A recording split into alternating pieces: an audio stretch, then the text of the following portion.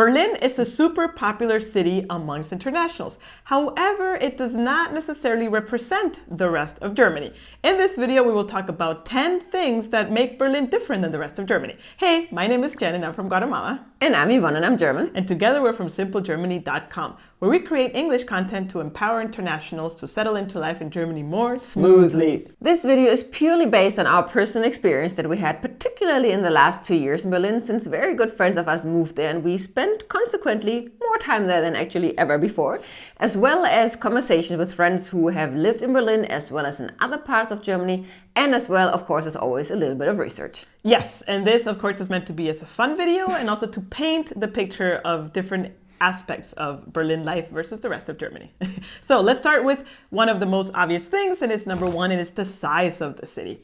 Actually, since the UK is no longer part of the European Union, Berlin holds the number one city or largest city in population of all of the EU, which means it's a massive city. Correct. It's like the biggest city of Germany, over 3 million population. That is 3 times bigger, almost 3 times bigger than any other city. And that makes it, for someone from Düsseldorf, where Dorf is really then the case. Like when we went to Berlin the first time, like 2 years ago, it's like, whoa, we really feel like we're coming from a village. And every neighborhood in Berlin, they are called Kiez. It's kind of like a village, kind of like a city in itself. And that makes it already so much so that the Berliners usually only mingle around and stay within their neighborhood, maybe cross into the next one. It's just like a crossover area.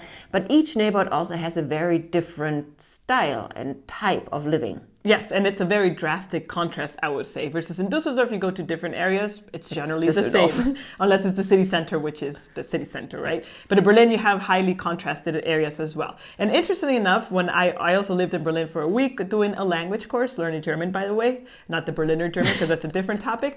And oh my God, from where I would live, which was Charlottenburg, to the school, it would take me around an hour each way. And it wasn't even across both, like from one side to the other. It was more like from Charlottenburg to more or less the center. Wow, and that was crazy. So commuting there really opened my eyes that I have it really good in Düsseldorf, where it takes me roughly, in the most important areas that we travel to, 20 minutes by bike. Very nice. Number 2 is the language. And I'm not referring to the German that is spoken in Berlin. It, of course, has its own little dialect. However, I'm referring more to that we went to the neighborhood of Friedrichshain, which is, of course, one of the most alternative and international and hip. However, we went there to a coffee shop to get a coffee. You went there to get a coffee. Yes, and I was actually offended, everyone, because I ordered, of course, in German, and the guy taking my order looked at me very confused, and I was like, does he not understand German? And so I changed to English, and bams, he just spoke English. And I was like, oh, okay, that's interesting. Okay, so the whole communication in the coffee shop was in English, and this didn't happen just once. Exactly, it wasn't a one-time occurrence, no. Yes, it was a very often occurrence, to the extent that when I'm in Berlin, I'm confused, like, should I speak German to the people or English to the people? I started speaking English to the people because, I mean, we speak English with our friends who speak English, so it's like, wait, whoa, we're in Germany. I can't speak German, or can I? So it's so the you know, what's often being said that in Berlin it's super hard to learn German. We understand why, and it's, for us, it was shocking. I mean, it makes it very easy, of course, for internationals to live there, but it makes it also very hard to really actually integrate into German culture and to also meet Germans. Yes, I agree. And when we've been there, the amount of English that we hear on the streets, in the metro, like service industry, yeah, it's very intense, which I would say in Düsseldorf is not the case. In Düsseldorf and other cities that we travel to, we hear English? Yes, and of course you can also order in English because the people understand. However, even international people that live here, they speak German, right, when you go to a coffee place or a restaurant or anything like that. Now, I would argue Friedrichshain is also probably a very extreme example, and in other neighborhoods of Berlin, maybe this whole English-driven language thing is not as intense, but I would argue it's still there. Yeah, it's a very predominant thing, yeah, which I wouldn't necessarily be able to mark, again, comparing to Düsseldorf where we live, that there's such a drastic case in one neighborhood versus not the other. Number 3, it's a very interesting observation, is that no one asks because no one cares of what you do for a living. So we have friends, as we mentioned, that live in Berlin, and they point this out very strongly. It is super interesting that you can have a relationship or a friendship with someone or start getting to know someone, and you still don't know what they do for a living. Like, do you have a job? They don't care if you work or not. Do you, like, what kind of job do you do? Also doesn't matter. And insightfully enough, friends have pointed out that it's not that they're like open-minded and they don't like you know, it's an open-minded thing. It's just that simply they're indifferent and people don't care. Right. So it doesn't define you as a character what you do professionally, and it would never take a role in that. Whereas I would say in other areas of Germany and maybe also the world, even if you just start a conversation in a bar with someone, usually kind of like after where you're from, another question might be like, and what do you do for a living? Yeah. That is a no-no in Berlin, because that's like, whoa, like you don't know the code of conduct here? Yeah. Yes, and actually locals, we have a very specific, I would say he's an acquaintance, I wouldn't call him a friend by German standards. Oh, no. Because he has been living in Berlin since like the 90s, I think. And he says that for him, one of the most annoying things is when internationals or other foreigners ask him, what do you do for a living? Because that is a big no-no in Berlin, for example. Right. So if you want to get to know locals, just know to stay away from that question. So that being said, is also kind of like the expression that Berlin is not really a very career-driven city. It is the mecca and a hub of a lot of startups, also international startups.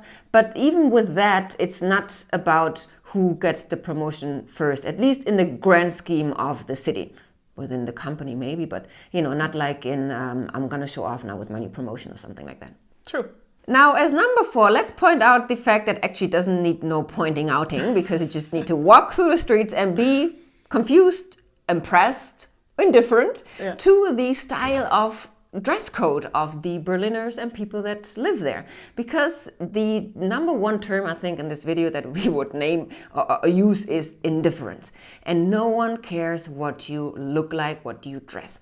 Literally, for us, I mean, of course, it stands out to our eyes, and every time we see something that is unusual to living in Düsseldorf or elsewhere, we just look at each other and say like, Berlin, huh? Because it's just so Berlin style. And for me, that is a beautiful thing, because really, if you are different, if you are an alternative creature and you have trouble with not fitting in and that bothers you, Berlin is a heaven for you. Really, no one cares. Also, in terms of fashion and lifestyle and dress code, there's an abundance of secondhand shops in Berlin. There is like a 5-story big warehouse, kind of like a shop, full of secondhand clothes. You would never find that here. So that is a super cool thing, that really expression of your true self is liked. Yes, I would say, again, indifferent, right? Interesting enough, like, for example, in any other city that we visit in Germany, secondhand shops are not a thing. However, in Berlin, there's like hundreds of them, I would say. It's super interesting. There's tons of also YouTube videos, I'm pretty sure memes, however you say that in English, where you actually have, if you Google Berlin style or Berlin outfits, it's a thing. Because, and the majority, of course, are driven by black outwear, like they only wear black. All black, like black shirt, black whatever. That's pretty much the in thing. It's a very interesting lifestyle, I would say, in that sense. It's a lifestyle, like fashion style in that sense, yes. And number 5, it's actually what I would say the most different thing to the rest of the country, and that is housing. There is an overflow, I think, of also people moving to Berlin, and that has led to kind of a housing crisis. However, it goes deeper than that. Also talking with local friends and people living there, it seems to be quite a trend that people that have an apartment or a house, they don't necessarily put it publicly for others to rent, but they kind of like give it under the table to a friend or an acquaintance. And this is with the intention of keeping the rents low, as far as we have heard, right? The low rental prices from back in the day. Exactly. And also what is super interesting is that finding a house seems to be very hard as well. It's full of scams, unfortunately, full of kind of indifferent behavior in the sense that they treat you as a transaction and not like as a person that wants to live there.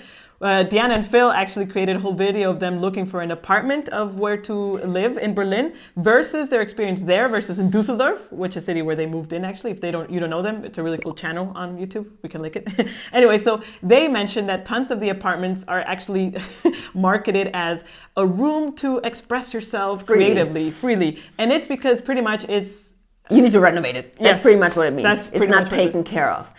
So it's a very scammy, notoriously known for overpriced, sub-market kind of thing. Which, I mean, yes, it's also difficult to find flats in Munich, but there it is not about a sub-market scammy thing. It's more about it being maybe too elegant and expensive, I would say. Yes. Another thing, even Bastien is his name, and he is a French international who runs the website Settle in Berlin. And he, even out of fun and hobby, created a whole game that is to portray how hard it is to find an apartment in Berlin. And I would say this doesn't necessarily represent the rest of Germany. No. And the amount of scams and the amount of things, and I played the game and I fail. I don't even pass the first level. It's kind of like the point, right? I think so, yeah. And also I even read online, I don't even know if this is true or not, or if it's one of these things that they say it's true, but it's not, that in Berlin there are certain buildings where they even rent out the hallway. So they put like a loft bed in the hallway, and this is like your room. And so you sleep in the hallway, and then you share the bathroom. Maybe in the hallway there's a bathroom. So we don't know, right? The thing about Berlin housing is also that's very unique and history driven is that a lot of flats and whole building complexes are owned by societies that own living houses. And that is not so common in other areas, meaning that it's less private landlords or like many more individual parties. It's more like 2 or 3 or 4 big companies that manage housing. And that, of course, is a different process and more transactional and personal than in the rest of Germany. Yes, and again, also we heard in Berlin people looking for an apartment. In the viewing, you are one of like 100 people. Yes, yeah. And really, you have to cramp in a viewing just to have a glimpse of how does the bathroom look, or how does the living room Whereas look. Here you would get a private viewing sometimes, yes. Maybe with 10 people, but sometimes even private. Yeah, even sometimes private, that you actually have the chance to roam around the apartment and actually check for things. Okay. So that is very interesting. Enough on housing. We can continue housing, I think, for the rest of the video. But let's go to the next point. Good point. As point number 6 is this general Berlin style, which in my point of view is a little bit of a dirty, chaotic, less orderly kind of way of living. So examples, there's a lot more dog poo on the street. People don't give a crap about jaywalking, which, it's more like representing that people don't respect the rules as much as in the rest of Germany, what we talk about so often, that Germans are rule-abiding citizens, right? So the number of rules being broken in Berlin is a lot higher than elsewhere. Yeah. I would say the way of doing things in Berlin is very particular. We also have this friend that we talked about, that he has been living there for some years, and he tells the story of in a neighborhood, a camper van got broken into, and they call the police from Berlin, and the police arrives and says like, well, we're not going to solve this case anytime soon, right? So, like whatever, right? Yeah. This, for example, would never happen in like Dusseldorf.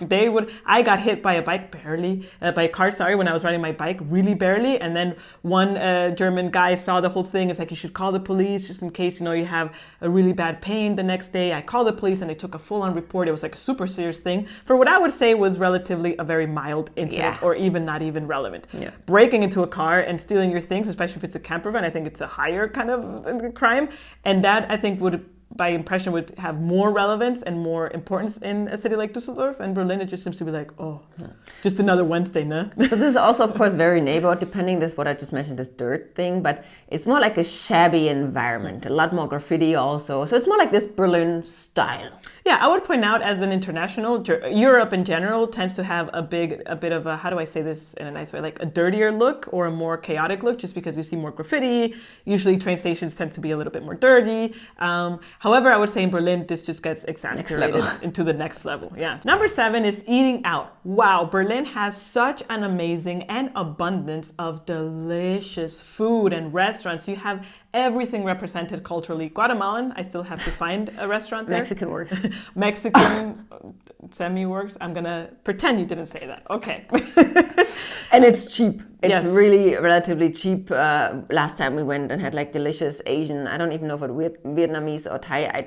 So good. It was so good and it was so cheap. Yes. It was like, wow. And it was like big. That is just Berlin. Yes, and I would say there's a lot of options for vegan and other kinds of meals and diets in Berlin. You really find everything. And I would say in a quarter, like in a block, you find maybe like 50 restaurants. It's really the amount. It depends a little bit on where you are. Yes, okay. But I think the amount of food that you can get there and the deliciousnesses is just impressive. Another thing that stands out is that there are plenty of certain restaurants or dining or lunch venues that have such high popularity that it is super hard to actually go in there. The other day, we were with our friends and she just picked us. She said, "Ooh, can we go to that restaurant? Because usually there's such a long line that I've never in my 2 years staying had the chance of going there." So we sneaked in and got the table. We accidentally went to a cafe right at opening hours, sat down, had our drinks, and then a friend joined us. He's like, "How did you get a table here?" We're like, "What do you mean? We just were here 5 minutes before they opened." Because afterwards it was full, and again the line started building. So that is actually quite common for hip or in places in Berlin. Yeah, which we don't see that in Düsseldorf, I would say, at all. Number 8 is that, yes, amazing gastronomy, but also way more cash-driven. Now, Germany already is quite a cash-driven country, as we've pointed out in plenty of other videos. However, Berlin, next level. The abundance of signs in specifically restaurants that say, handwritten signs that say cash only, sorry, no cards, is just so much more than, let's say, in Düsseldorf or other parts of the country. Yes, I would argue that in Düsseldorf, for example, you can pay more with EC-Karte. It's not just like any credit card or debit card. It has to be like a German EC-Karte, which is very highly accepted. And in Berlin, it's just not. I had a mission actually last time we were there to ask every venue, why don't you accept a card? And no one could answer because, of course, it wasn't the owner serving. The owner, the decision, I don't know. But I had a mission to ask in every single restaurant and no one could actually answer. It's just the way it is. Yes. Number 9, we cannot talk about Berlin. It's still part of Germany. We're not saying it's not 100%. And it's the beautiful thing that we all love, and it's bureaucracy. We don't love it. That was sarcastic, by the way. So, of course, bureaucracy, it's also predominant in Berlin. Even though we have portrayed a more relaxed and a bit more chaotic thing, you still have to go through the bureaucratic processes. What's interesting to point out is that certain things in Berlin work very different bureaucratically speaking. So one example is that because there's more people, of course, there's also more Kiez, and of course, there's more Ausländerbehörden. No, more Bürgeramt. Or Bürgeramt, sorry. And that means you have more possibilities to do your Anmeldung, but unfortunately, you also have to jump across the city if you want a faster appointment, we've heard. So sometimes it can be super fast, and sometimes it can be super slow. So it highly depends on what you want to do and when you want to do it and how you want to do it. And how willing you are to travel 60 minutes across town. Yeah. Across city. Across city, sorry. Yeah. But also the Ausländerbehörde is notoriously known for being even slower than other cities. And we've heard that sometimes it's just a different language also that people speak. The whole point of having documents in order and really making it as easy as possible for the person working at the Ausländerbehörde is even more crucial in Berlin than elsewhere, I would say. Yes, very good point. And of course, how can we talk of Berlin versus the rest of Germany if we don't touch the notoriously, infamously known music scene? Especially techno and electronic music. That was me dancing techno, by the way. I would say there is, maybe not even in the world. I mean, Berlin is world famous, right? For its techno music scene and for the abundance of different kinds of DJs and styles and daytimes and nighttimes to party or do other things. So that is really Berlin only. Yes. We, I think, talked about, I don't know if we talked about before, but we left Berlin once on a Sunday at noon. And we had to walk past Berghain. Berghain is, if not the most famous club in Berlin. And maybe the world, I think. I don't know. In the world, I don't know. And at noon on a Sunday, there was a 200-meter line of people waiting to get in, mostly dressed in black, or not dressed at all. I mean, there was one or the other, or a mix of both. And just waiting to get in on a Sunday at noon. And then they would, I don't know, party until what time. I would emphasize two things. Not necessarily, they were dressed still. No one was naked. Yes. And the second thing, half naked. Yeah, that's a fair point. But you didn't see anything really aggressive on the street, at least. And second of all, is that the next day was a Monday, was a holiday. Yeah, but I would argue it would still happen on any regular Sunday. Yes, maybe. Yeah. And those things just, there's this area called RAW, like RAW, and this is just a graffiti rundown factory building, which I would usually not, I would walk around it in a very big perimeter. But there it's a party place, and it has multiple resident DJs, and it's just the place to be and dance off all night and morning and day and everything. Yeah, so I would say if you're into techno music, Berlin is definitely a mecca for this. We have a friend who loves techno music, and she lived in Berlin and then moved to Düsseldorf, and she complains a lot about the tech scene, for example, in tech scene. It sounds like the electronic music. I'm not a big follower, as you probably know, of amount of parties and abundance of things, right? It's a whole scene of itself. It's a very culturally rich city, I would say, Berlin. It's a very different city. It has its own vibe, and we just wanted to portray the difference of, if you want to move to Berlin or you live in Berlin, that you should know it's not necessarily representation of the rest of Deutschland. Now, if you're planning to move to Germany and you might think, okay, maybe Berlin is not the right fit for me, we have a whole video talking about the best cities to live in Germany, which you can check out here on the left. Until next time, cheers!